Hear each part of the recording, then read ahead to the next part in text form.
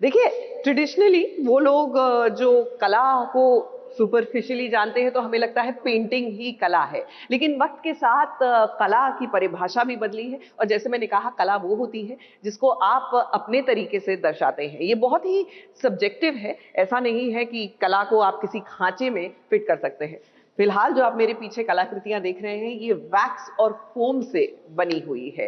बस एक विजन चाहिए होता है, और ऐसा ही एक विजन था निमिषा पांडे के पास। जी हाँ, इन्होंने अपने करियर की शुरुआत की जब टेलीविजन की शुरुआत हुई, और आज OTT के साथ ही ZEE5 की चीफ कंटेंट ऑफिसर बन चुकी है। इनका सफरनामा कैसा रहा, आइए दिखाते हैं आपको। तकदीर से बिगड़ी हुई तकदीर बना ले, अपने पे भरोसा है तो ये दांव लगा ले।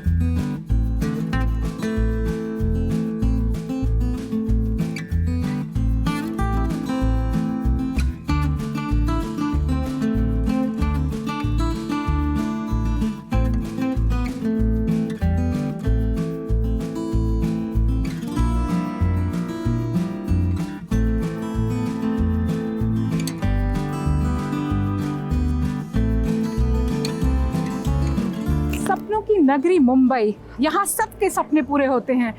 हाँ, बट सपने देखने वाले होने चाहिए जो यहाँ आके अपने सपने पूरे करते हैं। सिटी ऑफ ड्रीम्स जो है, क्या यही सपना देखकर आप मुंबई आई थी कि यहाँ हर सपना पूरा होता है, और क्या सपने लेके आई थी? मैं दिल्ली से हूँ।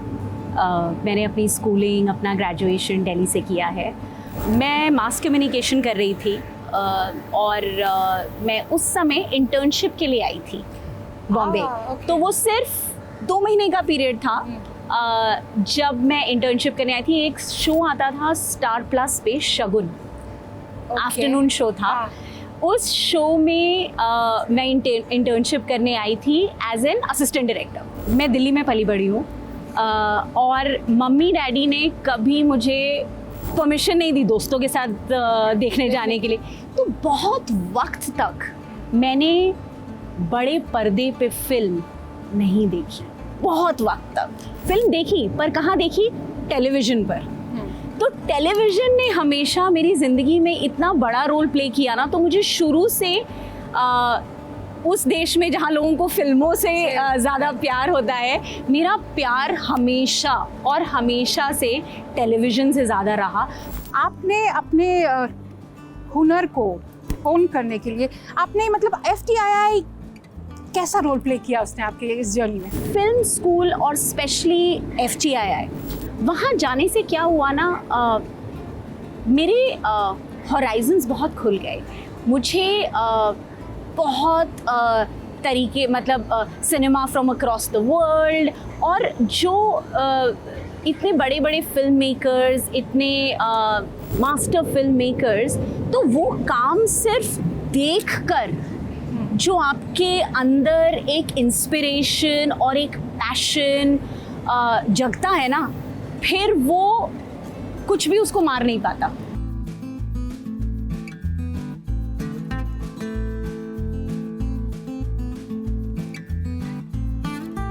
FTII तक बात हो गई, और नॉट जस्ट दैट, सीधा नेशनल अवार्ड। आई मीन ये तो बहुत इंटरेस्टिंग फैसेट है आपकी इस जर्नी का। उसके बारे में बताइए, national award, I mean at that age. वो एक शॉर्ट फिल्म थी जो मैंने FTII में लिखी और डायरेक्ट करी थी। वो तो ब्रिटिश जर्नल ऑफ फोटोग्राफी एक मैगज़ीन आया करती थी, तो मैंने एक फ़ोटोग्राफ देखी थी ब्रिटिश जर्नल ऑफ फोटोग्राफी में, और उससे मुझे इंस्पिरेशन आया था। ये शॉर्ट स्टोरी थी एक कपल की जो काफ़ी टाइम तक कंसीव करना चाह रहे हैं, और उनको बेबी चाहिए पर उनको बेबी नहीं होता है। फाइनली वो लड़की प्रेग्नेंट होती है, और जब बेबी होता है तो वो बच्चा डिफॉर्म है, बट बच्चा है।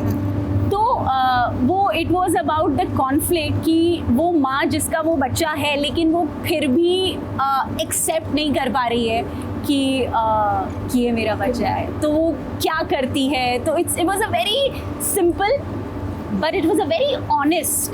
क्या आपको इतना सारा कंटेंट बनाने के बाद ये पता चल पाया है कि दर्शक को असल में क्या चाहिए? दर्शकों को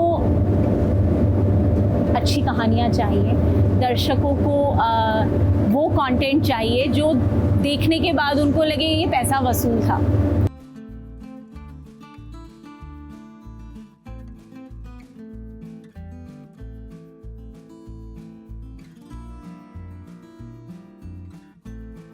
फाइनली यही बनेगा और यही जाएगा, ये कैसे डिसाइड होता है? हमको ऑन एन एवरेज दिन के करीब 10 पिचेस जो हैं वो आती हैं।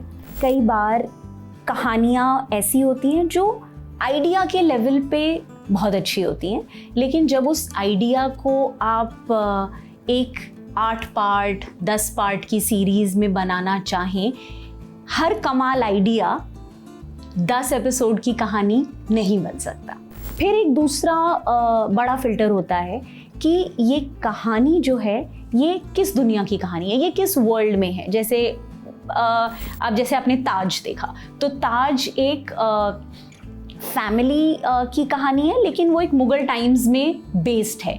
आपने ब्रोकन न्यूज़ अगर देखा है तो ब्रोकन न्यूज़ एक आइडियोलॉजीज़ की कहानी है, लेकिन वो कहानी एक न्यूज़ की दुनिया में बेस्ड है। फिर एक बहुत इम्पॉर्टेंट फिल्टर होता है कैरेक्टर्स का, किरदारों का, कि ये जो कहानी है ये इस दुनिया में बेस्ड है, लेकिन ये कहानी है किसकी।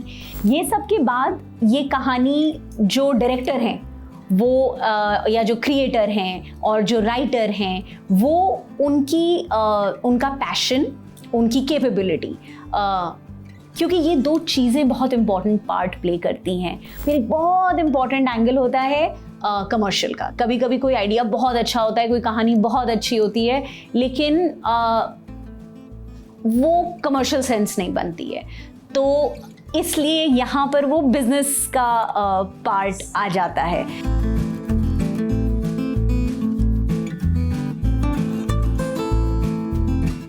ट्वेंटी ईयर्स में जब आप वापस देखती हैं उस जर्नी को, how do you remember this journey?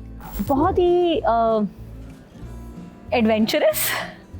कुछ शोज़ जिनका मैं हिस्सा रही, जैसे एक शो था NDTV इमेजिन पे, ज्योति। हो सकता है आपके कुछ ऑडियंस ने ज्योति देखा भी हो, तो वो शो मेरे लिए बहुत स्पेशल था। फिर मैंने एक शो किया था कबूल है गुल खान के साथ। वो बहुत स्पेशल शो था मेरे लिए। जी के साथ था वो शो। फिर अगर मैं सोचूं तो एक BP सिंह के साथ मैंने क्राइम शो किया था, शपथ। तो वो बहुत एक्साइटिंग एक्सपीरियंस था, क्योंकि मैंने हमेशा ड्रामाज किए थे और सास बहू कहानियाँ या माँ बेटी कहानियाँ, लेकिन शपथ वो पहला शो था जिसमें criminals and murders and investigation, तो वो उसमें बहुत कुछ सीखने को मिला। अपने आप को डायरेक्टर या अपने आप को राइटर, किस में कंप्लीट महसूस करती हैं? देखिए, मतलब सच तो ये है कि ना तो अब मैं डायरेक्ट कर रही हूँ और ना मैं अब प्रोफेशनली लिख रही हूँ। लेकिन मतलब अगर मुझे दोनों में से एक को चुनना हो तो मैं डायरेक्शन को चुनूंगी।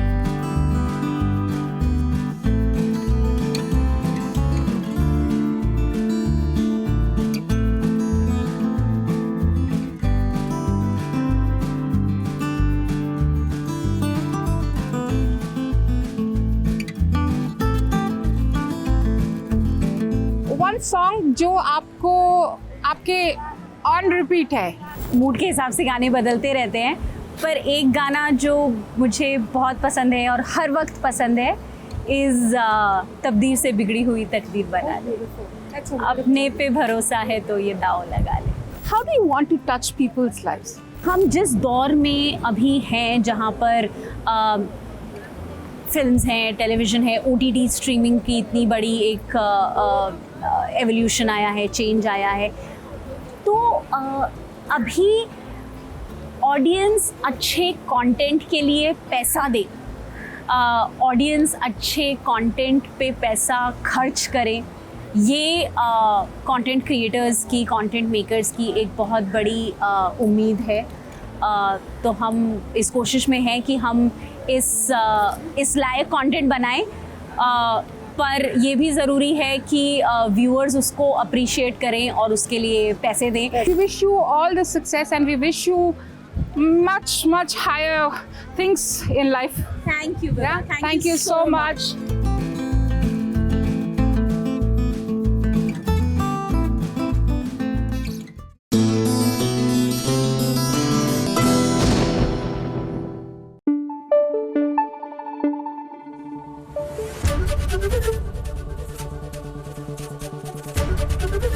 एबीपी न्यूज आपको रखे आगे।